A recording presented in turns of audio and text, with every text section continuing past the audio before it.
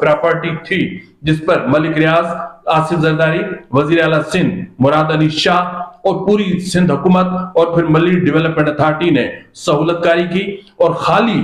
صرف زمین کی الاٹمنٹ کے نام پر کم و بیش جو ہے وہ انہوں نے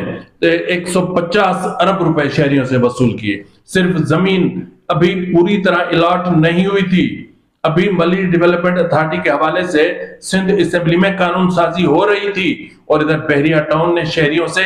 150 ارب روپے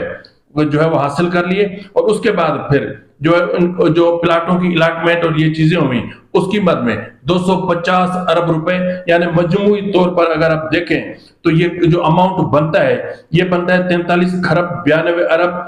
30 کروڑ 47 لاکھ، اور میرے خیال میں کوئی 41,000 ہے یا کچھ اتنا بنتا ہے۔ تو 43 خرب